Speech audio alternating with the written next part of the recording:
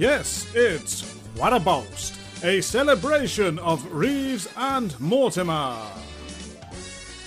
Please welcome your hosts for this podcast, MJ Price and Paula Wiseman.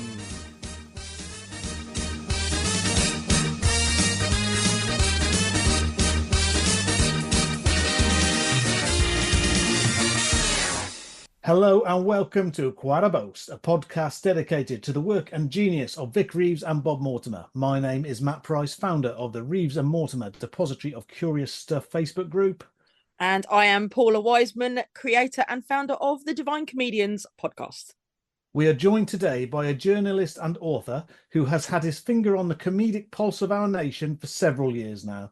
He has written numerous articles, blogs and books about all things funny, and his website Beyond the Joke is one of the go-to places for all your comedy news and reviews. He was one of the first people to write about Vic and Bob and has chronicled their careers ever since. He even wrote the, so far, only joint biography on the pair, simply titled Reeves and Mortimer. Please enter the Novelty Island paddock, Bruce Dessau. Hey, hello, Bruce. Hello, hi hey, there. Bruce. Hello there. Good to have you here. Comedy, Bruce, was that your thing when you were growing up? Were you always into comedy? Yeah, were you interested? Were you a fan? Well, it's interesting you should ask that, and it's a perfectly reasonable question to ask. And I don't want to talk myself out of a job or get cancelled, but I don't think I was particularly obsessed with comedy. Someone called me a comedy geek last week, and I said to them, I'm not really a comedy geek. I'm more of a music geek. And you know, I think as growing up, I was more than average obsessed with music, and I think I was only averagely obsessed with comedy. You know, obviously, you know, my generation was the ones that put the old cassette recorder in front of Monty Python when it was on BBC and told everyone in the house to be quiet so you could record Monty Python on the old C90s cassette. And, you know, all those programs of Ruttles, Ripping Yarns and Porridge and Morecambe and Wise and everything everyone grew up with in those days. But I never considered myself to be a special comedy fan. Whereas with music, I kind of really, really was obsessed with music. So that's the simple answer. There's a longer answer if we've got time, but yeah. I mean, was there any training involved, Bruce? I mean, did you go to college or no? Was it just the natural? No. It was just the natural thing Natural that happened. talent. I don't know. Natural, can't think of anything else to do type of thing, or natural. It was easy to get into journalism in those days. There kind of was journalism and it was easy to get into. Now there isn't really journalism and it kind of isn't anything to get into. I don't know. That's sort of how it feels to me anyway. But everything sort of overlaps. I mean, it's like if you were making the biopic of my life, I can see the sort of how everything kind of fitted together. Even though there was no plan at the time. So to try and so we can get to Vic and Bob, I'll try and give you the first 10 years of my career briefly. As I said, I was into music. I went to university in London, went to gigs all the time, did music all the time. But at the time I was going to gigs, that was when alternative comedy kicked off for sort of comedy store people, Rick Mayall and Ed Edmondson and Plainham and Richardson and people like that. So they did kind of go hand in hand then. Before then, I'd been obsessed with music, but that was probably the period when I was going out a lot in London. That there was comedy. There started to be a live comedy circuit. You know, the places that those people played were places that I'd been to gigs at, or the small pubs that I'd been, you know, I would go to anyway. So I kind of naturally started seeing comedy, and then I left university randomly, without really planning it. Sent a review off to the NME of a band, a music review, and they said to me, because I didn't really know how things work, it didn't even occur to me to study journalism. They got back to me, a journalist called Matt Snow, who's, you know, I owe it all to various people. Matt Snow is one of them. He was very encouraging and said, look, next time you go into a gig, tell us what it is. And if we're not covering it already, we'll commission a review of it. Wow. So, yeah, so from that, I started writing about music. But I was still going to comedy gigs. And so when I wrote for the NME a bit more regularly, I was never on the staff, but I was a kind of regular freelancer. you know, if there was an interesting comedy gig, you know, that kind of overlapped. The NME ran comedy reviews in those, even in those early days. Trying to think who people like John Hegley, you know, the Popticians. John Peel used to play them a lot. You know, I used to see them a lot. So I reviewed John Hegley for the NME and various other things in the mid 80s. And We were then, saying about Planer and Richardson and the likes of them as the Outer Limits and Keith Allen would mm, support bands on tour. They would likes of Dexys and the Specials. So they yeah, I sort of went to did that go gig. I hand in went to hand. Yeah. Dexys. I saw Dexys at the Old Vic, and Keith Allen was the support. And I guess that was 80 or 81. Wow. Yeah. The, I think, yeah, they wouldn't allow any alcohol at that gig. I don't remember That's much right. about Keith Allen's performance, but I do remember that Dexys wouldn't let anyone. I don't think the bar take-ins. I don't think the bar was very happy about that. They wouldn't let anyone drink, which kind of because he had a, you know, Kevin Rowland always had a very He odd. was on a health Yeah, kick back then, wasn't he? Yeah. I'd Yeah. love to see. Yeah, Norman Lovett supported the Clash. Apparently, I'd love to see Norman Wow. Lovett supporting the Clash, but I missed that. And there was the funny thing is he never really got a lot of publicity, but I did see him. There was a comedian. I mean, obviously there was John Cooper Clarke who kind of straddled those worlds, and then there was another comedian. I don't know what happened to him called Johnny Rubbish, who kind of went, "I am the punk comedian. I am Johnny Rubbish." That was his kind of. And he did do punk gigs, but he wasn't really part of the alternative. That was the thing. He was actually before alternative comedy, and he didn't really go anywhere. So it was ahead of his time. Yeah. So, but yeah, there was, so as you say, there was always that overlap. I'm trying to think what other, if I saw any others. I mean, you got sort of those benefit gigs where like miners' benefit gigs, and you'd get, yeah, Rick Mayall and Ade Edmonds, Rick Mayall and Nigel Planer, and that would do. I think there was one with Wham. I think George Michael did one miners' benefit at the South Bank, and the comedians were on that bill. And but yeah, there was always an overlap. But I didn't write full time about. I mean, and then there wasn't really anywhere to write about comedy. And then I don't know how much I've missed out here, but basically it got to about 87, 88, and I was living in South London, and some friends of mine said, "Oh, you should come along to these gigs in New Cross. There's this new comedian who's really, really funny." And these weren't even friends who went to comedy. That was the other thing. They weren't my mates. Oh, I'd go to comedy gigs with. These are just local friends who I used to go to the pub with. And they said, "Oh, go and see this guy. Let's come and see this guy Vic Reeves with us in New Cross." And you got there, and it was already starting to take off, even though this was the Goldsmiths Tavern. You could sort of, I wasn't, you know, wasn't right at the very beginning. I noticed you posted a Facebook flyer of something that I didn't really recognise because it said it was at the this was today, I think, or the last couple of days.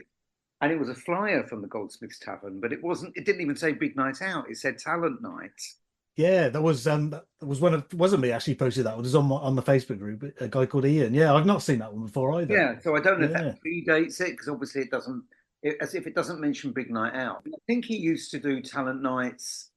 He used to do a thing called Sunday Night at the Tunnel. Yeah, so they were, no, but I think that flyer says Goldsmith's Tavern on it. That's me. So I don't know if that predates when I used to go, but I don't remember talent nights there. But when I went there, again, there was that funny crossover where it was such a long evening, and it wasn't like a normal comedy gig where you'd get 3 or 4 comedians doing 20 minutes. It was so unique where Vic, with a bit of help from Bob, would basically be well, you'd call him a compere, but he was more than just a compere linking the acts. He kind of was the star of the show. Whereas if you go to a normal comedy gig, the compere shouldn't really be the star of the show. But with Big Night Out at the Goldsmiths Tavern, it was very much Vic and Bob's show, very much Vic. And then he'd introduce other acts, and he'd have people that had been in bands or singers and other comedians, all sorts of odd people. Some who became part of the kind of their gang, and others who just kind of were from the circuit. And they also had a connection, the music connection. They were obviously quite early got to know Jules Holland. Mm. There was a connection there, which meant Vic got on, did an appearance on the Tube, which I'm sure people on your Facebook page will know about that, him appearing early on the Tube. So yeah, and then the funny thing was, you know, my friend said to me, "Why aren't you writing about Vic and Bob? Why don't you be the first person to write something about them? You're going to see the show every week. You know more about them than anybody else." And I just kind of, I don't know. I think I just thought however big they were at the Goldsmith Tavern, you know, 60 or 70 people selling it out every Thursday night. I thought, you know, they weren't even like this show North of the River. You know, if you go, it's too local. It's too, you know, what's the point of writing about it for the NME? They won't even understand Vic and Bob if in Hackney, never mind the whole of the country. I just thought it was weird. I just thought this, however brilliant it is, it's a very specific thing. It felt like all the audience, you know, you think back to those early punk gigs when people talk about the Bromley contingent, the people Yeah. that used to see punk. It was a bit like that. It was like everyone that went to the Vic and Bob gigs were like the New Cross contingent. They were like, we all kind of knew each other from the pub or from gigs, or it was quite strange. You just thought this is our they're the comedians, we're the audience, and no one else is going to get this. I How mean, wrong that could have been, how wrong yeah. that was. I mean, the very early days of alternative comedy, when the Comedy Store first opened, you had variety acts like the Iceman and I forget the name of the guy who used to do plane impressions. Yeah, As his act as alongside the likes of Alexi Sale and Andy Delator, and then it sort of to the general public, alternative comedy sort of turned into a man at a microphone ranting about Thatcher. And yeah, so when Vic and Bob came along, then it was a bit of a shock to back yeah. to And old they had variety, that especially thing the where they northern were kind variety. of, yeah, and I think their shtick, if that's the word, they weren't harking back to the Iceman or Chris Luby making the aeroplane That's noises, it. or who's it, Chris Lynham, who's still doing it Yeah, now. So yeah, fireworks out is fun. Harking back to old variety. yeah. People they were like, as I said, they called that show Sunday Night at the Tunnel Palladium and Big Night Out. It was almost like music hall or 1960s, you know, that kind of era. But yeah, they definitely had a variety thing, which when they came along, it was more Jack D and Joe Brand. It was that kind of second generation. I guess Julian Clary kind of was a bit variety and a bit stand up. But yeah, they kind of they just stood out. I mean, they weren't, you know, they were just something that was they were doing something different at that period. I think, you know, you're absolutely right. Comedy had kind of settled into a it was small, but it was very well established stand-up comedy kind of scene. Jeremy Hmm. Hardy, Mark Steele, Mark Thomas, people like that. Going back to when you first stepped foot into Goldsmith Tavern to see the Big Night Out, what Mm. was it? One of these 3 hour shows that they used to do in those days? Yeah, I mean, I think Vic, whatever he calls himself, describes it as hope. Sorry, I'm looking for my dog. We sound Jim describes it as Hogarthian, and I guess that's as good. It was just like a rough South London pub basically, and it did go on late. It was like it wasn't a 7 o'clock start. It was like a 9:30 start. Um, Actually, maybe it did start a bit earlier. Now I come to think of it, I'll tell you why I think it might have started a bit earlier, because I didn't go. Have to check the newspapers of the day. I didn't go every week, and the reason I didn't go every week, and this dates it in all sorts of ways, was because some weeks my friend would knock for me about probably about 7:15 or something like that, and I'd say, "Oh no, I'm not going to come tonight. I want to watch Top of the Pops," because it was on a Thursday night. Priorities, Oh, absolutely. definitely. No, I think Top of the Pops. Pretty sure it was. Well, it was definitely on the same night, which I think was a Thursday night. Yeah, Thursday. Nobody had, you know, no ordinary people had video Couldn't recorders. record it, yeah. As I said to you earlier, I was obsessed with music, so Top of the Pops was very important. Mm. And and yeah, it clashed. It was a clash. So I think Top of the Pops must have been on. I don't know because wonder what time Eastend. Maybe it was EastEnders at 7 and Top of the Pops at 7:30 in those days. We would all head out about 7:45. Maybe it was a 9 o'clock start. But anyway, I didn't go some weeks because I wanted to see Top of the Pops. That's all I remember. So I wish I'd gone. You know why I didn't go every single week. I don't know, but I'd probably still go. You know, 2 weeks. You know, for 2 or 3 weeks in every month for 2 or 3 months in. Well, you probably know the dates better than me, but I guess this was about 87 or 88. Yeah, would it be about then? Yeah. So where in the timeline would you have first met Vic stroke Jim? Well, that's it. Because as I said, in terms of actually meeting him, I didn't meet him till Big Night Out started on TV. Again, even that, you know, I had that. I'm not someone who hangs around backstage or tries to meet famous people, and I used to go to the filming of Big Night Out. I think through that might have been a vague showbiz connection that I always got tickets for the filming, but I wasn't going backstage at the studio. I was still just queuing up with everyone in Wandsworth. It was a studio in Wandsworth. I'd queue up. watch a show, and then go home with some friends. So that was 1990, and I probably even then didn't, probably didn't meet them till I did an interview with them, which probably was maybe when it started, I did a phone interview. And I had probably interviewed them over the years a number of times, face to face. But yeah, I didn't really get to know them at all until they were kind of famous, really. And it's one of those funny things, always, again, going back to the Sex Pistols or something like that, you always think, oh, well, they weren't as good as they were. It was really the early days that were the most exciting days. And that's not really true. I mean, it was true in one sense to be there at the start, but it was also amazing to see the success they were having. And as I touched on, to see that, you wouldn't let it lie, or I started that rumour, their characters and their catchphrases. Because it was that strange thing early on. You'd go along and people who'd been there and you'd never been there, they'd all be shouting out the catchphrases and you didn't know them. And then the following week you'd go back and you'd be shouting out the catchphrases with them. You knew it. You had 1 week to kind of learn it. I think it's a bit like surgeons. They say with surgeons, you see one, do one, teach one. Then you do the operation, then you teach someone else. It was a bit like that. You saw everyone doing the catchphrases. The next week you went back and did the catchphrases yourself. And the following week you were teaching your friends the catchphrase. And then, 2 years later, the whole nation is saying you wouldn't let it lie. Literally everyone's seeing it on Channel 4. Everyone's doing it. And, we thought, I mean, people have talked about this before. Paul Whitehouse has talked about it. And I think Jim and Bob have talked about it.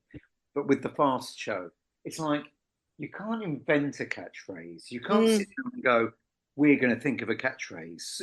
We're going to say, suit you, sir. And everyone's going to be saying, suit you, sir. These things just seem to happen. And it's you can't make it happen. It either happens or it doesn't. And it happened with Vic and Bob naturally. And as I say, it happened with the Fast Show naturally. People like that. I mean, you look at holiday camps and the old-fashioned British holiday camps. On a Monday, the entertainer will be shouting something else, and by the Tuesday, everyone's joining in. It doesn't take long. Is that what happened in holiday camps? I can't speak for holiday. I don't go to holiday camps, but maybe it's more common. I'd never seen anything like it. It's a bit like again, going back to punk. It's a bit like you go to your first punk gig and you've got long hair, and you see everyone else with short hair. So the next week you have your hair and you go back and you're one of the people with short hair laughing at the other people with long hair. So, maybe it's a cultural phenomenon, as they say. Yeah. So was Bob involved when you first saw it was strange with Bob. It was really strange because those early things, you definitely wouldn't have said it was Vic and Bob. You definitely said it was Vic Reeves. And I don't think I saw the first thing Bob ever did, but you kind of had a sense of Bob's a bloke in the audience who gets up and joins in with bits. They're not a double act as such. And I also saw Vic, again, I live in South London, and there was another club in Sydenham called, I don't know what the pub, Greyhound pub in Sydenham. And they had a club called I think it might even, no, I don't think it's going now. It's called the Rubber Dub. And they had a talent night on a Wednesday night. And I remember going to that, and Vic compared that talent night. And I remember thinking then, he was on his own then. Bob wasn't even there. And I remember thinking, Vic's not as good without Bob. To see Vic on his own, having seen him at Goldsmith Tavern, sort of shouldn't spill the beans here, Robbie. But yeah, I thought, yes, you should. He's good. Yes, of course you should. No, he's good. He's great. But he's not as good without Bob. And I always, if I'm honest, I kind of, and I'm probably not alone in this, a lot of particularly the diehard fans, we kind of want to see Vic and Bob, as much as we like what Vic does, as much as we like Gone Fishing, we kind of want to see Vic and Bob together. When they did the stuff on BBC4 a few years ago, I wouldn't say it was as good as the Goldsmith Tavern, but it was great to see them doing a new version of Big Night Out. It was great to see them working together again. Yeah. Every time they got back doing Shooting Stars, it was great. So yeah, it was interesting early on that it wasn't a double act. But I think Bob was part of the success, that it wasn't Vic, and Vic was still he was comparing it. So he was linking things. So he wasn't doing long sections on his own, but he did. And he had those other people. Les was on, he had Les on, he had Dorian, people like that. Who, sorry? Dorian Crook. Yeah, Toff. That's what I was going to say. Yeah. Toff. Yeah, the other guy, Mr. Easy Listening Man, the kind of Radio 2 man. And, you know, so he had a kind of group of people around him. John Irvin did all the sound effects. I remember they used to do, I remember one of the early things he did, which I'm sure it cropped up on TV. He did that thing where he had, did it go up on TV? Maybe there was a copyright issue, where we had miniature versions of the Beatles under a hanky. And every time we lifted the hanky up, a Beatles song would play. But I think that would have been John Irvin doing the sound effects. Yeah. So it was, you know, it was such a well put together show for something that wasn't, you know, was just in a little pub in Deptford. It wasn't, you know, it wasn't slapdash. It wasn't thrown together. It was all, you know, had sound cues, and say John working those.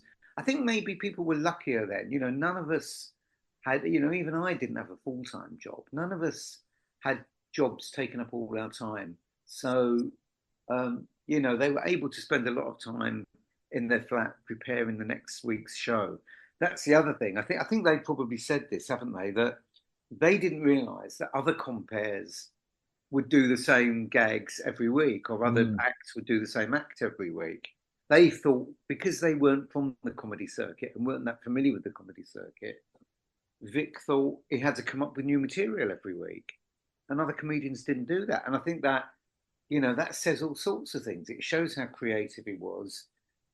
You know, it shows how hardworking he was. It shows how determined he was. It shows how committed he was. It was kind of all those things. But it also gave them, you know, a lot of those early things were things that we then, you know, 2 years later, everyone was watching on Channel 4.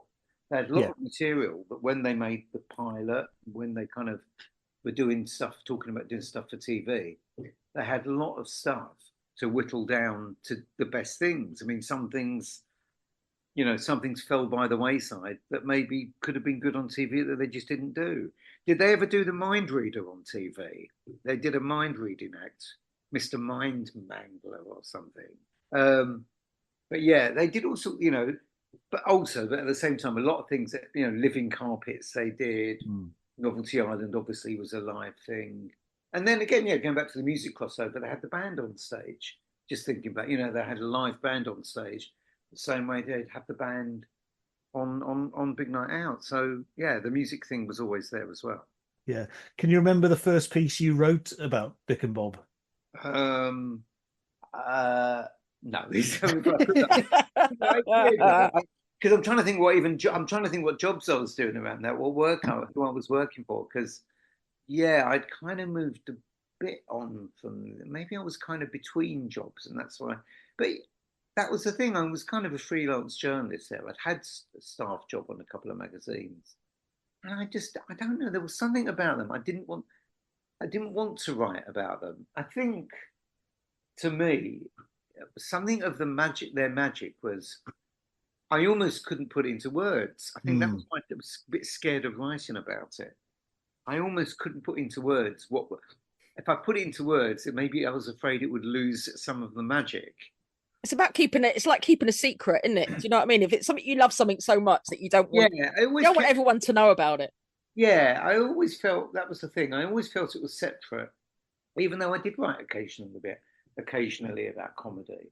It was always something that kind of was separate to what I did as a job. It was strange. I did want to keep it to myself. Yeah. I certainly didn't write anything of note until they were doing TV. I remember writing the thing about, but that was even after when they did that one-off that was, I don't think it ever got broadcast. I think it is on YouTube, isn't it? The pop show they did, Pop-a-Doodle Dandy. I remember going to the studio where the piece wasn't about that show, but I met up with them when they were filming that show. And that would have been, I suppose, 91, I guess. That was big, wasn't it? And I probably wrote something about the Weekenders somewhere. It was that weird thing. I think I didn't write about Big Night Out, but when they did other things that were interesting, that was slightly moving away from it, I think that was when I thought, this is different. I can write about this. And so I wrote something about Pop-a-Doodle Dandy. Yeah, you could promote them. They were, you know, you found this thing, Big Night Out, and now you can come shout to the world. Oh, look at these, they're doing this. Yeah. So you went to watch the Big Night Out live shows. The TV shows. being recorded, did you carry on with the smell with the BBC or? Yeah. Again, I'm just thinking of the timeline, but I may not have seen the smell. And then I did all these things that you regret in your life. You're asking me about writing about them. Then I was working for Time Out in the mid-90s. And I think it was actually Bang Bang, the next one after Smell. I did do a big feature with them for Time Out, and I went and sat in on the studio. Went to the studio. Oh, yeah, I remember spending quite a bit of time with them when I did that Poppadoodle Dandy thing. I've just remembered because Nick Haywood must have been on it, because we ended up in the LWT bar with Nick Haywood. And then, it's like a late night club bar. Jonathan Ross was there, and obviously Vic and Bob and a few other people. And yeah, Nick Haywood was there. I remember that quite well. But anyway, I think you write about that in your book, Nick Haywood, because I think you said because he didn't make the final cut, but he was recorded. And I think you say in the book that he made the sin of trying to be funny in the show, and so they left him out. Yeah. I don't know if someone told me that or that was my opinion or yeah. But yeah, so I did a big piece, and what is so frustrating, and you kind of, whether it's because it'd be a nice piece of history or I could have made some money out of it. When I did the piece for Time Out on Bang Bang, Vic sent me not all of his drawings, but those drawings that he used to do of props that he would send off to the props departments at the BBC to build. He sent me the original draft because he'd faxed them over to the BBC. So he sent me the original copies of Vic's drawings, and now he's an acclaimed artist. I wish I could remember what they were, but what the props that popped up, like a chariot with a little man on it, or a giant, things of all different proportions. Yeah, I just wish I'd kept them. Maybe there's somewhere. I was going to say, please tell me you've still got these, Bruce. But I think I might. I don't know if I've ever told you this before. I think they've gone the same way as Richie Edwards from the Manic Street Preachers, some of his lyrics, and I don't know where they are either. But he said, "Here's some lyrics. Let me know what you think of them, Bruce." Oh, I told him what I thought of them a few days later. They'll turn up one day. You'll be having a tidy, and they'll be there. I always think they'll turn up. You look in your record sleeves. You put it in a book or something. Yeah, they'll turn up one day, but no, things. Well, I did, as I think I told you a few months ago. We're lucky enough to have a cellar in this house, but it is a bit damp, or it had got a bit damp. There's something that happened, and I had all my accounts papers. Oh God! When I'd first been a freelance journalist, luckily I did save all my tickets because I had to keep everything for my. If I'd bought it, which I would have bought the tickets for Vic and Bob, as I said, I would have kept them. So I did find, and I don't know if you can dig this up. Maybe when the podcast goes out, we can publish the ticket, which is from the Albany Empire. So we didn't mention that, but as everyone probably knows, if you're interested enough to listen to this podcast, you probably know enough about them. They moved from, if you haven't stopped listening by now, they've moved from the Goldsmiths to the Albany Empire, which is quite a big venue, quite a posh venue. Funny enough, I went to see Daniel Kitson there 2 or 3 months ago. He did a show, and of all the places in London, I think because it was able to reconfigure, and he had a very specific layout he wanted for his show, I saw Daniel Kitson there. But yeah, they did that, and I've still got a ticket for that, and it has got the date on it, and it's definitely before Big Night Out. I think it's 98 or 9. Got to get the decades right. 88 or 89, rather. Yeah. And it's £1.50 or £2. Oh man! But yeah, I wish I'd kept other things. Yeah, so luckily I dried that out, and I saved it. But that's about the only thing that kind of survived the floods, apart from my old gas bills. And if anyone wants to see my old gas bills and electricity bills, I'll put them online at some point. Yeah. So let's talk about the book, Bruce. When did it come about? Was it your idea, or did somebody approach you and ask you to? Yeah, how did it come about? I don't really know, but I think it probably was my idea, because I think it was my idea. But I had a sort of relationship with them, obviously, and their agents, PBJ. I sort of knew a little bit, and again, I'd written a couple of books before. My most successful book up to that point had been a biography of Wham. So I am a as I said, I'm a pop geek at heart. But yeah, I think it was, so the book must have been getting my decades right again, late 90s. It was after Bang Bang, or maybe around Bang Bang. It's about 98-ish, isn't it? I think, yeah. So I do remember that I did a number of interviews with them, and also others, like people like Paul Whitehouse, when there was that, I don't know how many dates, maybe a week, maybe even more than a week, Shooting Stars and Big Night Out, or Vic and Bob as it was then, I suppose, did a double header at the Hampton Apollo. Shooting Stars on the Fast Show. Yes. Yeah. Exactly. Do you know what year that was? Was that 98, 99, 97, something like that? That's about 97, Paula, do you it was think? late 90s, yeah. It's in the book. But yeah, so that was obviously, I went, would go backstage early in the evening and chat with Vic and Bob. And then, as I said, spoke to Paul and Charlie about it. It was funny. That was the other thing. Go right back to those early days when I lived in Camberwell. All these things kind of overlapped because I used to see Paul Whitehouse in this pub, the Grove pub in Camberwell Grove. And I don't know if I used to see Paul in there before Big Night Out or during Big Night Out or after Big Night Out or all three. He just seemed to be and I don't think Paul even lived in Camberwell at the time. He just seemed to be a face that was kind of around, and you'd sort of nod and you'd kind of, because again, you sort of know, I think maybe that was it. And then he did some stuff with Vic and Bob, and you'd see him in there and you kind of nod and say hello and whatever. But I never really got to know him. But yeah, it's funny because Jenny Eclair's book has just come out, and she was a local person. I don't know if she ever did Big Night Out, but she talks about going to the Camberwell Grove as well, and how it was this kind of epicenter because it was the art college people and other people would go there, and anyone who was creative would go to. And I used to see Bob in there. Bob used to go and watch the football in the bar that had the football on. So again, this is when he was famous.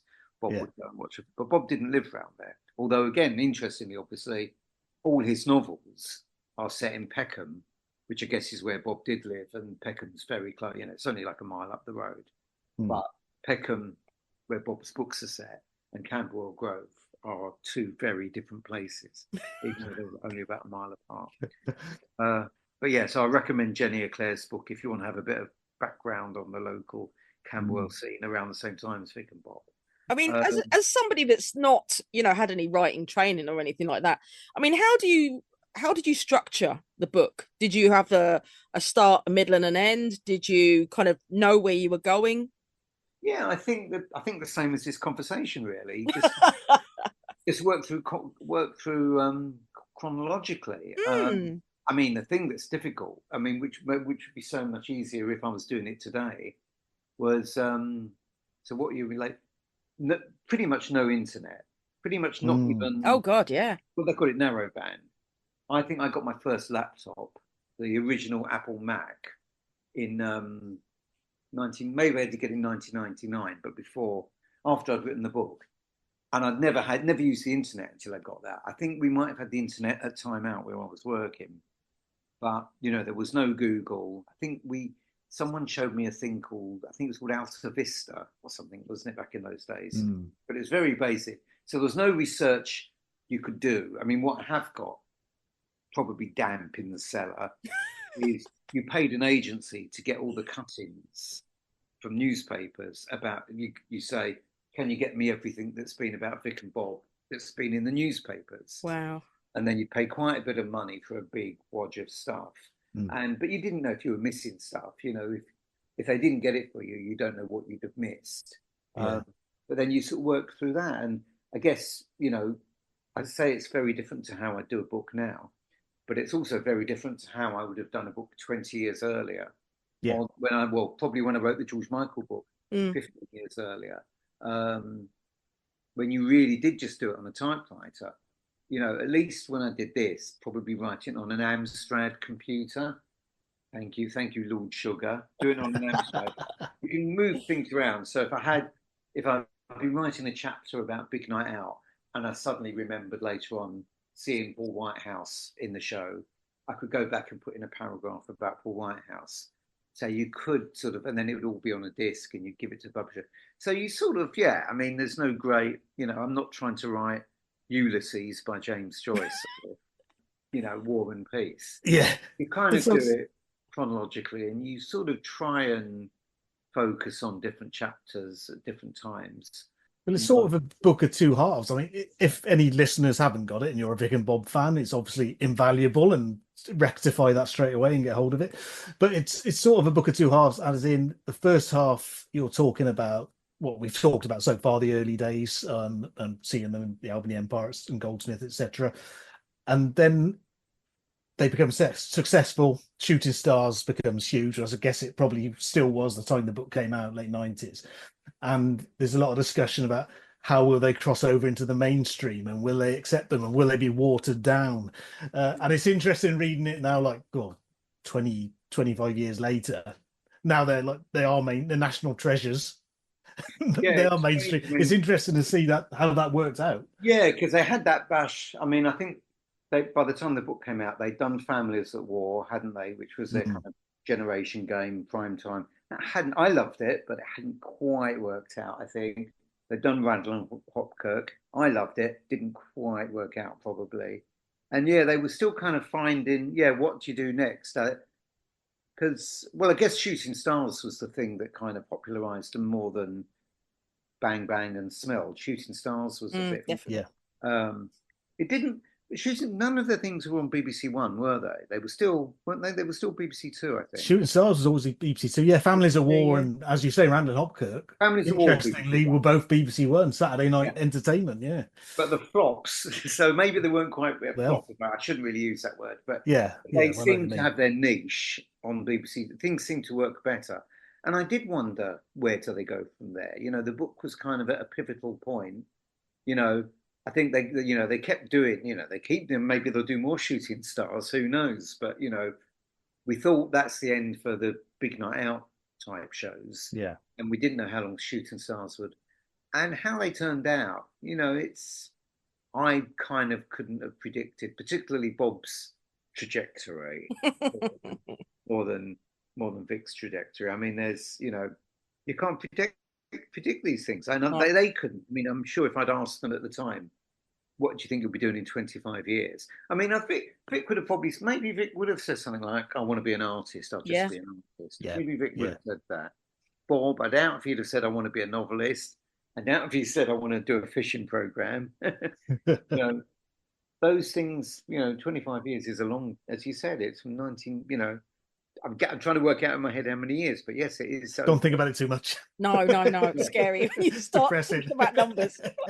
But yeah, sometimes, again, you don't plan these things.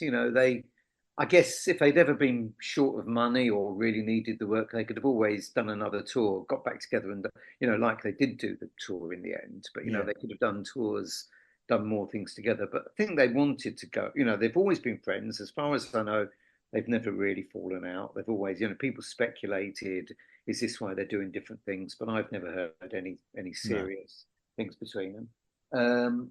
So they were able to go off and do their own things separately and then come back and do things together. And maybe that was the thing. Maybe they tried a game show. They tried, having been the success with Shooting Stars, they tried to do Families at War, and it didn't. I think didn't quite take off. The acting side of things, they've done bits and bobs. No pun intended. They did bits and bobs, but Randall and Hopkirk didn't quite, work as well as they'd have liked. So they haven't really done much. I don't know. We're still waiting for this Michael Jackson film, aren't they? Oh man, start talking about the glove. Well, I thought, like all of us, we all saw they've had readings and sort of kind of casting. I don't know if a minute of footage has been filmed. I don't know if anything's been filmed, but they seem to have got as far as the cast. I know they did that detective podcast a couple of years ago, didn't they? Oh, Curl Up in DI. Yeah, Jim did. Yeah, Bob wasn't involved in that, but Jim's I wondered if we might try and get that, but it had good people involved. I wondered if they might try and get. Oh, and of course we haven't touched House of Fools. Obviously, House of Fools and Catterick. Yeah, much. Yeah. But I think House of Fools was sort of another. Well, Catterick is kind of Catterick's one of the things that kind of get every now and again there'll be an article saying, this was written off at the time and now it's brilliant. you know, because obviously you look back at it and the cast, you know, Morwenna Banks, Matt Lucas, Reese Shearsmith's in it, I think, isn't Yeah, it? yeah. Cast they've got, you know, fantastic people that they worked with early on in their careers. Um, but I think House of Fools I really enjoyed. You know, I like Matt Berry a lot, and they were a bit older then, and they had a kind of slightly different sense of humour, but being a bit more accessible and a bit silly. They would, I think, with House of Fools, it seemed to me they were kind of being sillier in a more accessible way. I mean, it was almost like, I mean, I wouldn't want to compare it to Mrs. Brown's Boys, obviously, or if I did, I'd be comparing it to say it was much better. House of Fools just seemed to have, could have been a BBC One prime time sitcom, but with a Vic and Bob edge to it. Yeah, And the you look know, of it, it looks like a conventional sitcom. It's a studio in sitcom, a but house, you yeah. know, nutty neighbours, weird neighbours next door, and you know, I really thought that was great, you know. But yeah, so it's good. Yeah, you remind, you know, they do work together. You know, sometimes you forget, you know, with someone with such a huge body of work, maybe it's inevitable you forget some of the things they've done. You know, other things crop up. But Yeah, there was a little bit of a furore, weren't there, when they didn't get a new series for House of Fools, yeah, and everyone was kind of expecting it, and the yeah, BBC they just said, "Look." did they do two series maybe, and then Yeah. didn't. Everyone Yeah, they, thought they were going to get another one, and it just didn't happen yeah, for whatever reason. yeah, and you'd think maybe these days this, you know, happens that things get like with Red Dwarf, things get picked Mm, up by Dave and stuff like that. I don't know if there was ever talk of someone else picking up, or I mean, Mm. they're obviously very, you know, writing those things are very hard work oh yeah, in every sense, and they're very expensive to make. I mean, that's why someone was saying, you know, TV doesn't make as many new sitcoms. I mean, when it, you know, when you can get just as much mileage out of a panel game, and you can sell the format around, and you know, other types of shows. Sitcoms are a big, but yeah, you know, I'd have loved them to have done more sitcoms. It's true yeah, what you say. I mean, the two, you know, it's all changed nowadays with streaming, etc. But with the two main channels, BBC One and ITV, the shows they've done for them aren't the classic Vic and Bob shows. Families at War, Randall Hopkirk, and Monkey Trousers on ITV, Mm. which they tried to make something mainstream, but they're just a little bit off kilter for the mainstream audience. Whereas Smell of Reeves Mortimer, Bang Bang, Shooting Stars, Yeah. Catterick, they've all been BBC Two or Channel 4 with Big Night Out or BBC Well, 4. why do you think Monkey Trousers didn't work? What, if I could dare to say what went wrong? What was the problem with Monkey I Trousers? think it's the very definition of hit and miss, more hit than miss. But when Yeah, they're not on when Vic and Bob aren't on the screen, or Steve Coogan's not on the screen, always when it's very obviously their writing. Like there were some very funny spoof adverts that Rebecca Front did on there, which is obviously Vic and Bob. yeah. Um, When you, I mean, when you remind me that people like that are on it, you think, how could it fail? I mean, how could a series with a lineup like that? I thought that maybe, and you, that's what you're alluding to there in a way. I thought maybe it didn't feel so much like a Vic and Bob show. That was it. It wasn't, you know, wasn't quite. All I can really remember is Bob doing his Steve Irwin thing in his baggy shorts. Bob doing Steve the croc botherer and also the estate agent Yes, is you say superb. it. That's some of his best work. Yeah. oh my Yeah, god, but yeah. I don't know. It's some. There's something about. I don't know. There's something about TV channels. That, yeah, some people work on some channels and not on others, and some people are BBC Act, and because as you say, it was on ITV, but it was still post Watershed, wasn't it? It was like a 10 o'clock, like spitting image type slot, wasn't it? Yeah, it must have been because there was some language in it. It was a bit probably fruity Yeah, for a tea time. Yeah. but it's yeah, yeah. But it's funny, as we say, you know, they did hit the mainstream, but probably never in a way we'd have expected. You know, Yeah, we've yeah. gone fishing. Let's go back to the book. I see you had some great interviewees in there. Some we've had on ourselves, some we'd love to have on. But a couple of my favourites you got hold of were the guys who found Vic's Chelsea boots that that he buried for the I Will Cure You album. Yeah. Well, You had again, the interview with them. going back to how you go about writing a book like that, you know, everyone you had to get contact with was a struggle. You know, was a struggle. Was a sort of succession of phone calls and writing letters to people. Yeah. I remember, you know, Bob put me in touch with his best mate. I can't. Cakes is his nickname or something.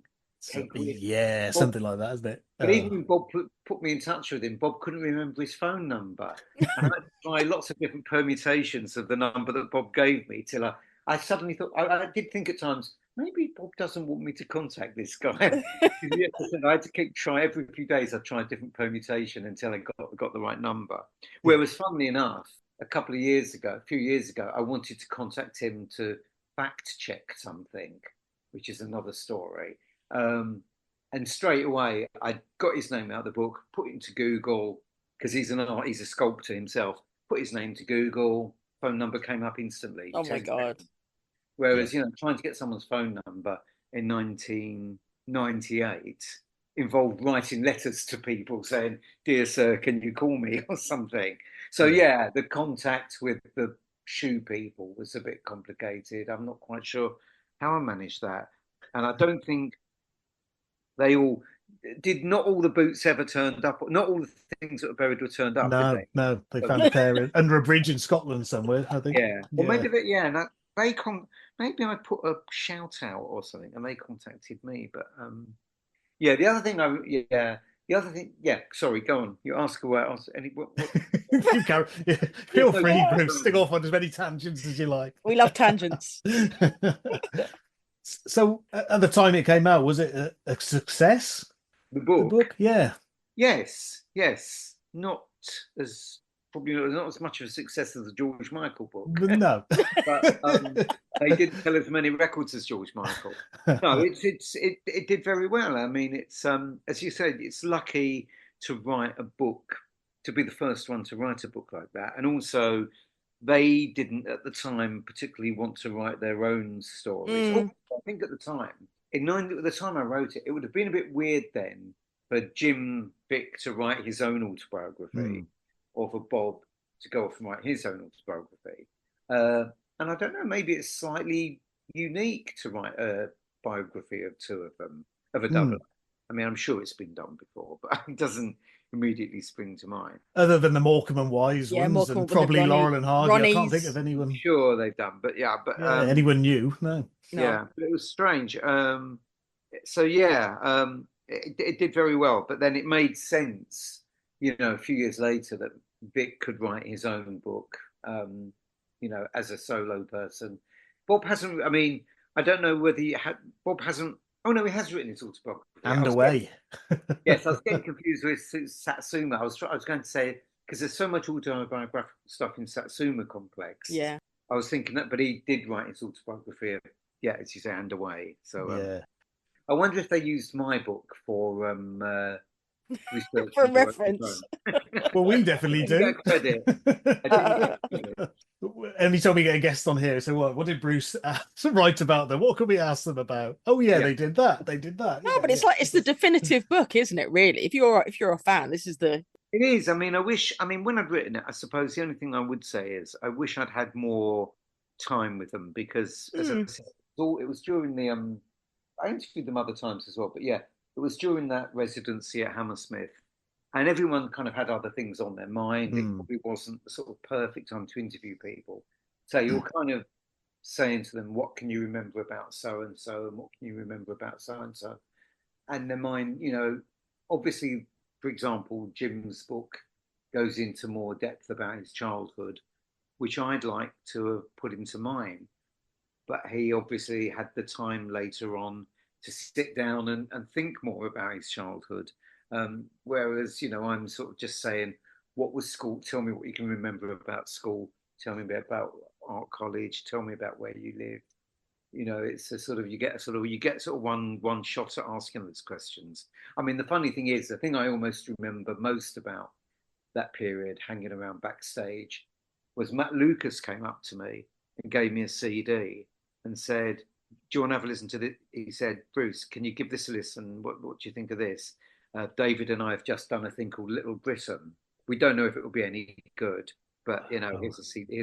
Well, not a DVD. This was, I think, because it went out on Radio 4. On the radio, yeah. It was a pilot, yeah. Being just the time they were just really. So what did you think of the CD when you listened to it? Can't remember. Didn't listen to it. Whatever happened to them? Sorry, Matt. No, I just talking about no. I think what I was about to say was with the CD, the game in the CD is just it's hard, with careers, with comedy, you never know how things are going to go out, No, exactly. And I think they've talked about the fact that doing that Little Britain together, they'd also, a bit like we were talking about Families at War and Randall and Hopkirk, Matt and David had various vehicles, Chumley thing on TV Mm. and rock profiles and things like Yeah, that. yeah. And things had done okay. And obviously Matt was known from Shooting Stars, but they hadn't quite got the thing that worked. And I think they've sort of said, let's give it one more crack with this sketch show Little Britain and see how that goes. And that was a thing that worked for them. But you just never know. You never know. Sometimes you never know what's going to take off. Have you ever thought about doing either a sequel or an expanded version of the book, all the stuff that's happened since then? I would love to do something to update it in some way. The audiobook. Well, they'd have to do that, and then they'd get all the money. And also Yeah, they yeah. have their own audio books now. I think it's almost like if you think about it. Obviously, that book covered their got to get my decades right now. Obviously, the book did quite a lot about their childhood, but basically, the book only really covered a 10-year performing Yeah. from like 88 to 98. Yeah. Whereas they've now had another 25 years. I mean, Yeah. it's kind of like another book, really, isn't it, to be honest? And because they've both done autobiographies, I don't know how much scope. Well, having said that, maybe it would sell well because they're so popular now, because they've got such a large fan base, and maybe all the people have discovered Bob through Gone Fishing that didn't know anything about him 10 years ago, 20 years ago, when the book came out. So maybe there is the scope there, but if you can put in a word with me with my publisher, I mean, trouble about doing books, updating books after 25 years. Even my publisher has retired. Yeah. So I don't know who I'd speak to. Have to go door to door. I mean, Yeah. they were very Yeah. good. I did a few books to them. I'm sure I could find maybe one of the T-boys there or secretaries that's now the head of comedy department. I can have a word with them. And of course, Get him with Bob's publisher. Oh yeah. Yeah. So yeah, I'd love to do it. And I've had the same sort of question asked for me because after that book, I wrote a biography, an unofficial, I hasten to add, unofficial biography of Rowan Atkinson. And it's the same thing, he's gone on to do, that was written when he was best known for Mr. Bean and Blackadder. But, look, well, Rowan Atkinson's sort of done more Mr. Bean since then, but he's done all that Johnny English, he's done the movies, he's done all sorts of other things. People's careers, there's that thing, if you write your autobiography young, it's like I was just saw in the papers today, if you were to call the other two autobiographies, Alan Davis is about to do his third autobiography. Probably because all his books have been slightly different. They've not been strictly speaking autobiographies. They've drawn on his comedy career and his life.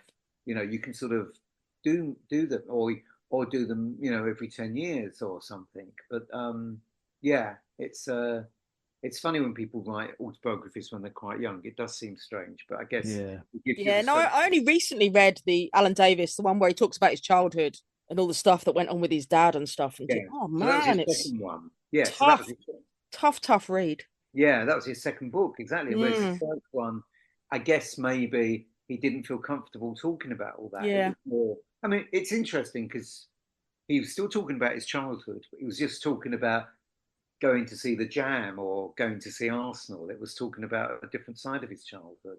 And, I think he sort of linked it more with particular events like a football match or an album or something or a political event. Yeah, but you look at sort of some comedians, I don't know. Even some of these reality people that are like they're 18 and they're writing their autobiography. Do you know what I mean? You're like, what are you doing? You look at, Alan Carr or Michael McIntyre or Kevin Bridges. Yeah. They're all relatively young when they released, but they've all achieved a lot. I mean, they're at the top.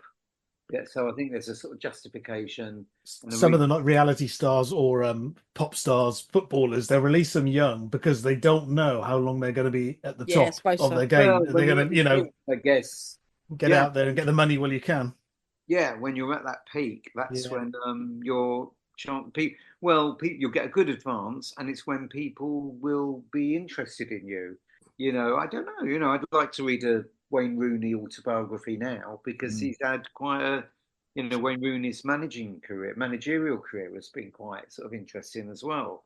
And a But few yeah, court you never know. cases. Yeah. Also, you just want to strike, and also you get offered deals, don't you? I mean, as I said, I approached publishers about Vic and Bob, but I'm sure any performer who's doing really well, publishers will approach their agents and say, Yeah. would they like to a book? Would they like to do a book? Yeah. I Yeah. mean, well, Ted the dog from Gone Fishing has got a book coming out, isn't he? Quite That's soon. This autobiography. dogs don't have a long lifespan, so I doubt if there'll be a sequel. I imagine this will be the only book he'll ever do. Oh. Oh, long live But, Ted. but But with Vic and Bob, I suppose since 1998, obviously with technology, every time they've had a show out and you've had something to say about it, you can put it on online. You've got your website, which you can obviously tell us all about. But when they had a new series out, House of Fools, Vic and Bob's Big Night Out, you had to I write do, up and I mean, your and books, yeah. as I touched on earlier, I mean, it'd be a lot easier to update it than write the original one because everything's online. I barely need to interview them if I was doing it because they do plenty of, they talk a lot about what they're doing and things like that are all sort of in the public domain and you've got other things. Obviously, Bob's illness, Bob's health is another story. You've got the thing that they reunited and did another tour, the TV shows. You've got yeah, all sorts of things happening, and I mean, the next 20 years will be interesting. I don't know, I hope they have another 20 years, but it's funny watching people, because they're actually older than me. A lot. I'm getting to the age now where most of the comedians I like are younger than me, but they're actually older than me. And you sort of think, well, what do you do? I mean, Bob's. I don't know what restrictions Bob's health puts on him. I don't know. If the glove ever gets made, they're both supposed to be in it, aren't they? Is that the plan of the I glove? believe so. So they've We got to will get, see. We will see. that's So another reason to get a move on, really. Yeah, yeah, no, but yeah. there's talk of a reunion, isn't there? I think there's allegedly something in the pipeline about a reunion at some point, but whether it'll happen and Weird. what Tell me form it more. will I don't take. know. Do you mean just them having a cup of tea together, or do you mean actually No, doing? That's a well, no, start. there's talk of some sort of Well, live thing. I So Jim think they. mentioned playing how Wembley true is Stadium, that? Do so you know what I we'll mean? see. How Yeah, true is I that? think. Well, I think also. I think maybe. I don't know if it was through you. I heard it, but I think yeah, it's that idea of well, if we're going to do another live tour, we've got to do it a bit sharpish before we are too old to do it. Mm, mm. It's like So the fast show guys, just the tour that they did yeah, and I recently. think they're kind of slightly talking about possibility of doing more, but it is hard. It's not easy when you're old. And yeah, the fast show. I saw that it was a fairly stripped down. There were lots of bits in that fast show thing where they were seated. I noticed, Yeah, yeah, Yes. because they yeah, were interviewing it. They did sketches as well, but because they were interviewing each other, there were yeah. lots of opportunities to sit down. You mentioned obviously you're still going out and watching live comedy, and you watch a lot of comedy on TV. Oh, since the book came out and since Vic and Bob have been up there as I say, national treasures, where have you seen their influence? Are there any comedians you can think of? You think, right, okay, they grew up on Vic and Bob. Mighty Boosh is the obvious one. A lot of people Yeah. say Yeah, I when was they going to say my appear. mind's gone completely blank. I couldn't even think of the Mighty Boosh. You're absolutely right. But there was a phase. I mean, it's a bit like there was a phase when lots of comedians even spoke like Stuart Lee, delivered jokes like Stuart Lee. Like there was Mm, early on in his career, I saw Jack Whitehall, and Jack Whitehall was clearly trying to, was influenced a bit by Stuart Lee at one point, trying to find his own voice. Um, well, it's like, I mean, what's the timeline? Vic and Bob and Harry Hill kind of overlap, don't they? mm, Mm. mm. Like particularly when you see their art, they both do quite a lot of art now. Um, and I think Vic and Bob slightly. I mean, I don't think Harry Hill would. I think sometimes these things happen separately, but Yeah, I don't think Harry Hill was particularly interviewed by Vic and Bob. I think sometimes also you get that thing, which wasn't the case with Vic and Bob because they weren't really aware of the comedy scene. But you get the thing where what people are doing is a reaction against what's currently there. And I think maybe Harry Hill was slightly. Harry Hill didn't want to be a particular. Harry Hill was probably more aware of kind of political comedy and kind of conventional stand up. And Harry Hill just wanted to do silly comedy. You do something just to be silly, and the next thing you know, you're being hailed as a kind of surreal genius. But yeah, Harry's stuff.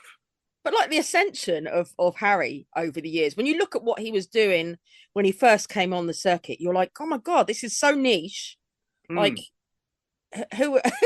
I mean, someone would say it's interesting that, isn't it? Because you could say he achieved it with TV Burp. Oh, it was so niche what he was doing originally. Oh man. Yeah, and it didn't change. It didn't seem to change that much. No. TV Burp wasn't just an ITV show. It was a Saturday early evening, kids, family friendly. Kids loved it. Adults loved it. But they didn't plan it that way. I don't know. I think TV Burp first went out like at 10:30 at night or something midweek. Yeah. Was doing well and got moved around. Well, originally the likes of EastEnders wouldn't let them show clips from the show, and they had to make little models to reenact it. And eventually they obviously twigged that this is actually good publicity for our show. Yeah, begging them Harry mocks it, begging them to use it. Yeah, so that if you're ambitious, I suppose that holy grail is getting that kind of prime time BBC One ITV slot, and kind of Harry Hill sort of managed it. And I don't know if he wanted it more than Vic and Bob. I don't know. I don't really know how much Vic and Bob wanted it. But some people, some things, as you say, Mighty Boosh kind of did their thing. And, Little Britain, I suppose, obviously, were influenced and did their thing. And then, as I said, going back to that thing of Matt Lucas giving me that CD, Little Britain just became this massive phenomenon. And you think, well, I'd never really predicted that. I couldn't really see that happening. But sometimes things, and I like to give Vic and Bob a bit of credit, and I like to give, particularly Vic. I sort of think that they're sort of too clever. They're a bit too out there for a bit like I don't know. Noel Fielding can appear on Bake Off. But I sort of can't even, maybe I'm wrong, but I couldn't ever imagine Julian Barrett appearing on Bake Off. Julian Barrett seemed a bit out there. And maybe it slightly makes sense that Bob, I know Vic's done his Birds programme, and that's done very well as well. But I think it slightly makes sense that it was Bob who had the success with Gone Fishing rather than Jim Vic. Jim's is the artist. Jim's the kind of, what do they call it? Outsider artist. Jim's the one who's kind of like, who I sort of wants to do some stuff different and isn't quite sort of tea time friendly comedian like Harry Hill is. That's entirely my theory. I base that on nothing but my own theory. But also from the fact that Vic is a proper, he's a genuine artist. Yeah. You can see right back, as I said, those sketches that he sent me in 1994 that I chucked in the bin. You can see it then. And you can see the art now. He's very talented, very creative, and comes at things from his own angle. And sometimes it's on a different track, and he'll just do it anyway. I've got no idea how successful he is as an artist. He has exhibitions. He must be making money out of it. He's doing all right, yeah. Do you want to ask me anything else? So what are you working on at the moment, Bruce? Is there any projects you're working on at the moment? Well, my website, Beyond the Joke, goes from strength to strength. And that keeps me occupied. Are you out most evenings watching live comedy when you can, Bruce? About 3 nights a week. People ask me. I mean, you asked me about would I update the book. People ask me if I I don't know if I would write another. I mean, people have said you're going to write another book, and I'd sort of.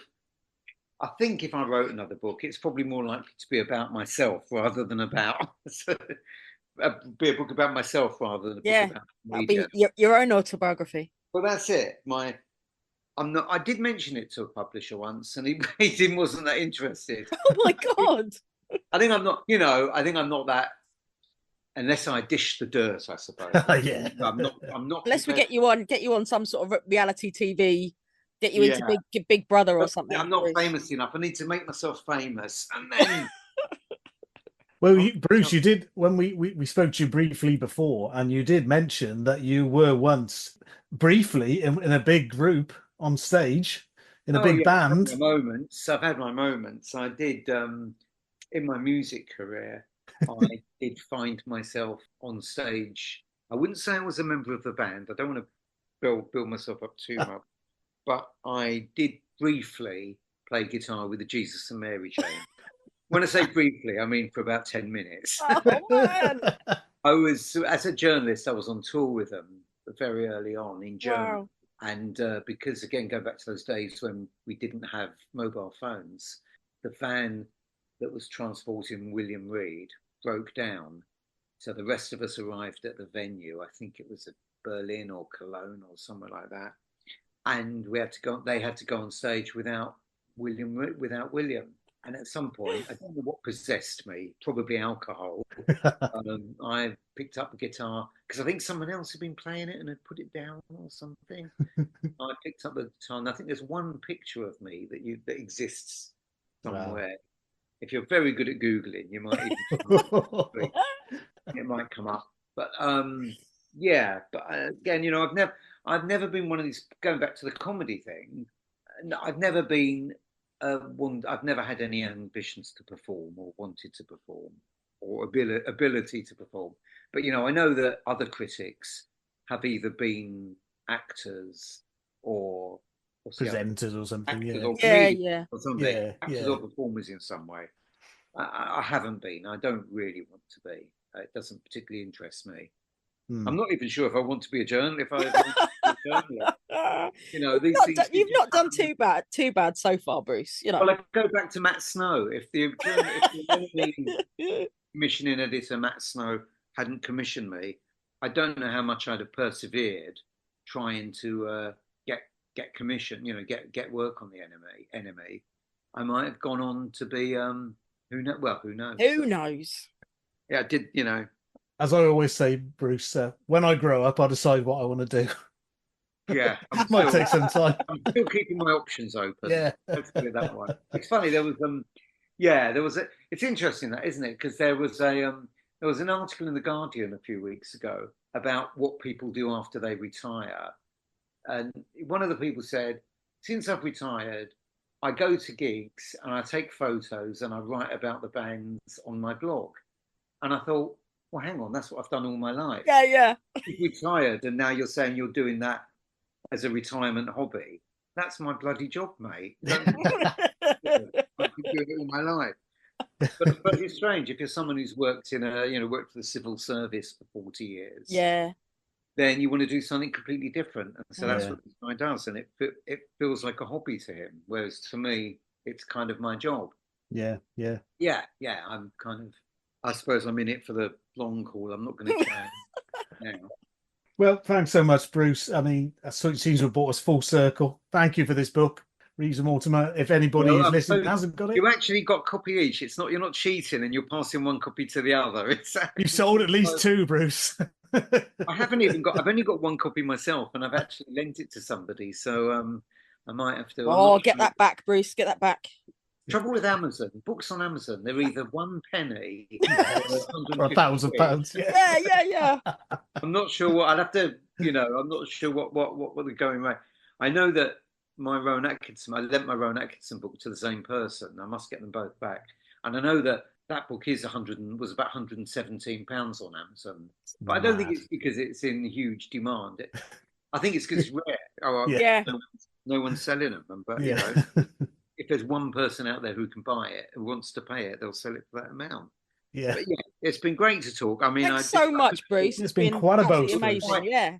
I think, as I said to you, I really wanted to have another look at my book to remind myself. But these have been very good questions, and they've jogged my memory well, and things have come back to me. And Well, you got some stories for the autobiography now, Bruce. well, that's the thing. Probably everything I've said to you was in the book. I don't know if there's things, when we're talking about that era, but it was a great time. Vic and Bob came along at a great time in my life when I was just, I don't know what would have happened if I'd seen them 5 years earlier or 5 years later. 5 years earlier, I'd have had other things going on. Yeah. 5 years later, I had kids. I'd definitely had other things going on. I guess kind of came at the right time. And I'll tell you one thing.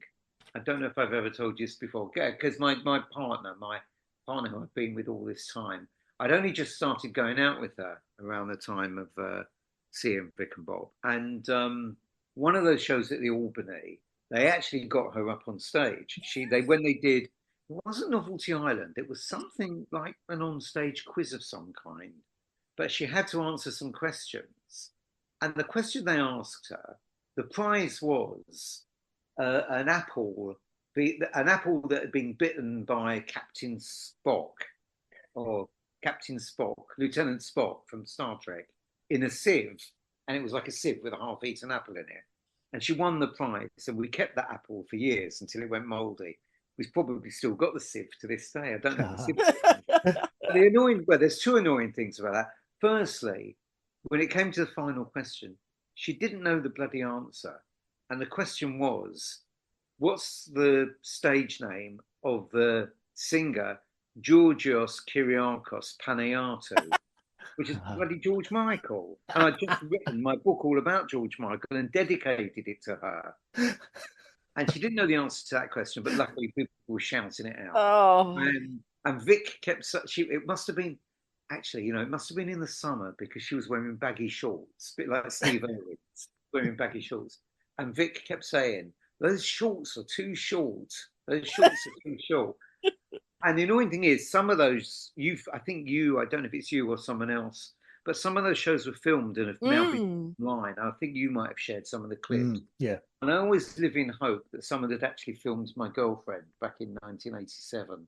And it's never cropped up. I think it might have been one of those nights at the Albany that they didn't film. These things tend to surface, don't they, sporadically, Well, so you kind of think everything. You never know. These days, as I said, that no one filmed me with the Jesus and Mary chain. But yeah, maybe one day it will turn up. If anyone out there has got film of my partner wearing short shorts on stage, please contact me via. Oh, can I just say, my website is called Beyond the Joke. I'm on Substack. If you search Bruce Dessau or Beyond the Joke, you'll find me on Substack. And I'm in the usual other places as well, but they're the main ones. Thanks again. Thanks a lot. It's really Thanks for having us. Thank you all for listening to this edition of Quite a Boast.